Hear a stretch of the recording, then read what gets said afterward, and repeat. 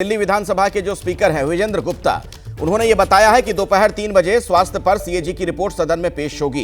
विजेंद्र गुप्ता से बात की है एबीपी न्यूज संवाददाता दीपक रावत ने। आज हेल्थ को लेकर सीएजी की रिपोर्ट टेबल होनी है। आपने लगातार इस बात के लेकर लड़ाई लड़ी कि सीएजी की रिपोर्ट टेबल, आप कोर्ट तक गए जब आप विपक्ष में थे, अब आप विधानसभा के स्पीकर हैं। आज जो रिपोर्ट आने वाली है किस तरीके से रहने वाला है? आज रिपोर्ट सदन के पटल पर लगभग 3 बजे पेश होगी और उसमें जो भी तथ्य होंगे फिर उसके ऊपर बात की जाएगी। तो इस रिपोर्ट में किन बातों का जिक्र होगा वो भी हम आपको बता रहे हैं सूत्रों के हवाले से, जो हमें बड़ी जानकारी इस विषय पर मिली है। लेकिन जो बातें हैं जाहिर तौर पर जो आम आदमी पार्टी की सरकार दावे करती थी उससे बिल्कुल अलग हैं, बहुत बड़ा विरोधाभास है। कुछ और अहम जानकारियां आपके सामने अब मैं रखना चाहता हूं। स्वास्थ्य सेवाओं पर सीएजी रिपोर्ट, ये जरा देखिए। स्वास्थ्य कर्मचारियों की भर्ती और वेतन पर फंड खर्च नहीं किया गया, यह भी कहा गया है। 52 करोड़ रुपए से 30 करोड़ रुपए खर्च नहीं किए गए, यानी जो पैसे खर्च किए जाने थे वो पैसे खर्च नहीं हुए। दिल्ली सरकार ने स्वास्थ्य कर्मियों की पर्याप्त भर्ती नहीं की। मेडिकल सप्लाई के 119.85 करोड़ में से 83 करोड़ रुपए खर्च नहीं किए गए। आप सोचिए कितना बड़ा अमाउंट रह गया जो खर्च नहीं हुआ। तो सवाल यही कि आखिर ऐसा क्यों हुआ, क्यों नहीं ये पैसे खर्च कर पाई तत्कालीन सरकार। इंदिरा गांधी अस्पताल की बात की जाए, 5 साल की जो देरी हुई उसमें लागत देखिए कितनी बढ़ गई, 314 करोड़ रुपए बढ़ गई इसकी लागत। 6 साल की देरी हुई बुराड़ी के हॉस्पिटल में और लागत 41 करोड़ रुपए बढ़ गई। तो सरकारी खजाने को कैसे चपत लगी है। एमए डेंटल अस्पताल फेज 2 की बात करें तो 3 साल की देरी से यहां भी लागत बढ़ी और 26.36 करोड़ रुपए इसकी लागत बढ़ गई। तो वक्त जब ज्यादा लगता है जाहिर तौर पर लागत बढ़ जाती है, लेकिन ऐसा क्यों हुआ? 15 नए अस्पताल बनाने का प्रस्ताव रखा गया, इसके लिए 6.48 करोड़ रुपए की जमीन खरीदी गई।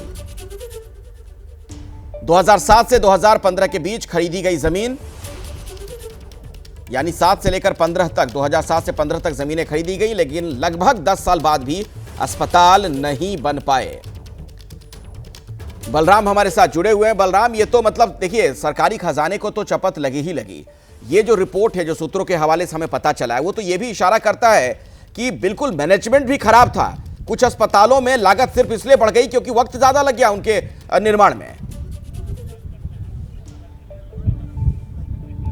बिल्कुल, देखिए जिस तरीके से लापरवाही बरती गई है पिछली सरकार की तरफ से, वो सीएजी रिपोर्ट में स्पष्ट दिखाई दे रहा है कि किस तरीके से लापरवाही हुई, जिसकी वजह से जो काम तय समय सीमा में होना चाहिए था वो नहीं हो पाया, जिसकी वजह से करोड़ों रुपए की जो लागत है वो बढ़ गई। और कहीं ना कहीं सवाल उठता है, हालांकि जिस तरीके से मोहल्ला क्लिनिक को लेकर के और अस्पतालों को लेकर के पिछली सरकार के द्वारा दावा किया जा रहा था, तो कुछ सूत्रों से जानकारी मिली है जिसकी वजह से जो आईसीयू है वो भी कई अस्पतालों में नहीं था, उसकी सुविधा नहीं थी। अगर हम 27 अस्पतालों में से बात करें तो 14 में आईसीयू की जो सेवा है वो उपलब्ध नहीं थी। इसके अलावा अगर हम 16 अस्पतालों की बात करें तो जहां ब्लड बैंक की सुविधा उपलब्ध नहीं थी। इसके अलावा 8 अस्पतालों में ऑक्सीजन सप्लाई की सुविधा नहीं थी। अगर हम 12 अस्पतालों में से बात करें तो करीब 11 अस्पताल ऐसे हैं जहां पर एम्बुलेंस की सुविधा नहीं थी।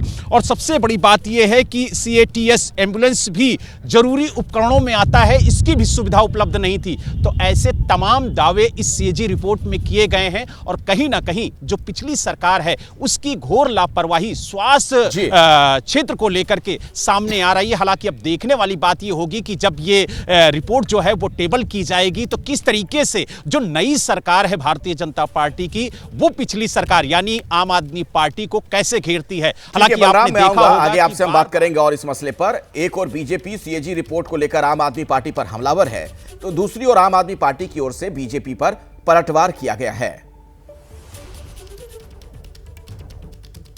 ये एक सामान्य प्रोसेस है। भाजपा की आदत है कि हर चीज़ का एक नैरेटिव बिल्ड कर देती है कि सीएजी रिपोर्ट को भी सेशन में पेश होना ही था, क्योंकि लास्ट जो हमारे मुख्यमंत्री थी आतिशी जी, वो सारी फॉर्मेलिटीज़ पूरे करके गए थे और उन्होंने स्पीकर को एक सील्ड एनवेलप में सीएजी रिपोर्ट भेज दी थी जो अब पेश हुई। वैसे भी ये एक सामान्य प्रक्रिया है कि अब पीएसी में चली गई और वहाँ पर इस पर चर्चा होगी।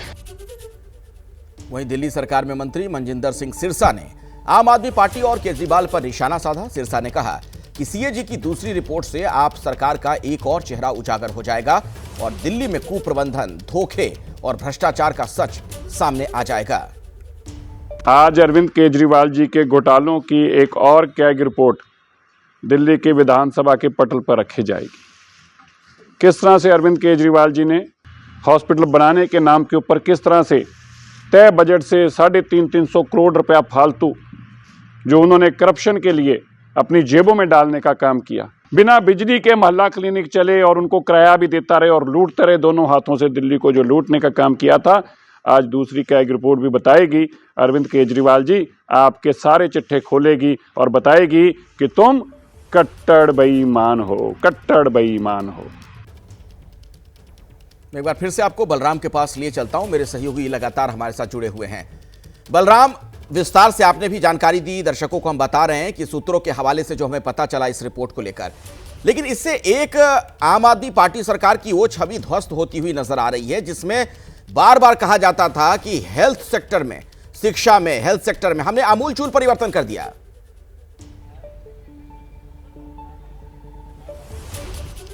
देखिए, आपको बता दें कि जिस मोहल्ला क्लिनिक के नाम को लेकर के आम आदमी पार्टी कई राज्यों में गई और बताया कि दिल्ली के अंदर हमने किस तरह से स्वास्थ्य विभाग में बेहतर काम किया है, तो हम इस सीएजी रिपोर्ट के जरिए जो जानकारी मिली है उस पर अपने दर्शकों को बताना चाहेंगे कि मोहल्ला क्लिनिक को लेकर के खास तौर से इस सीएजी रिपोर्ट में क्या कुछ खास खुलासा हुआ है। आपको बता दें, मोहल्ला क्लिनिक में अगर हम बात करें तो 21 मोहल्ला क्लिनिक में शौचालय नहीं है।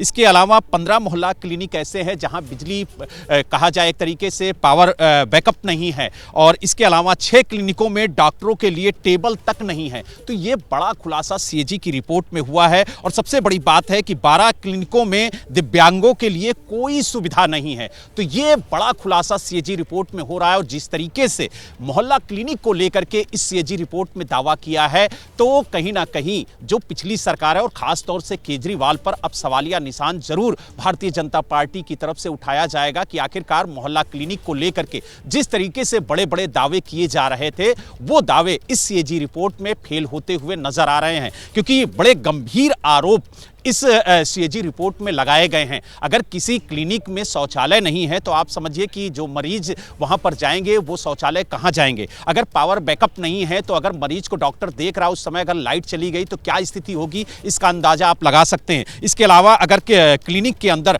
डॉक्टरों की कमी है, उनको बैठने के लिए मेज नहीं है, तो आप समझिए कि वो कैसे मरीजों को देखेंगे। और सबसे बड़ी बात यह है कि अगर जो दिव्यांग है, अगर वो बीमार होता है, अगर वो उपचार के लिए मोहल्ला क्लिनिक में जाता है तो उसके लिए कोई व्यवस्था नहीं है, यानी उसके लिए व्हीलचेयर तक नहीं है। तो ऐसे में सवाल इस सीएजी रिपोर्ट में उठाए गए हैं। और अब देखने वाली बात और सबसे बड़ी बात बलराम, जिसका जिक्र आपने भी थोड़ी देर पहले किया, दर्शकों को हम वो जानकारी आंकड़ों के जरिए दे भी रहे हैं जो सूत्र हमें बता रहे हैं इस रिपोर्ट को लेकर। कोविड एक ऐसा वक्त था जब पूरी दुनिया त्राहिमाम थी। हिंदुस्तान में भी उसका क्या असर हुआ था, कितने लोगों की जान गई, सभी को पता है। ऐसे वक्त में फंड रहते हुए अगर कुप्रबंधन की वजह से उसका इस्तेमाल ना कर पाई हो तत्कालीन सरकार, तो बहुत ही गंभीर सवाल खड़े होंगे।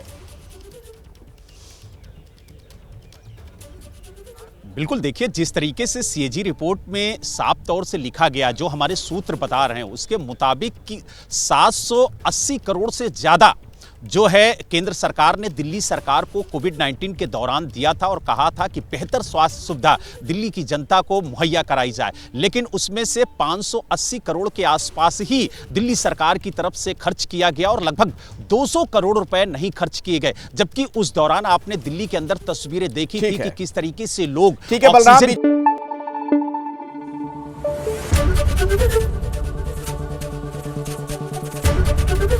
एबीपी न्यूज आपको रखे आगे।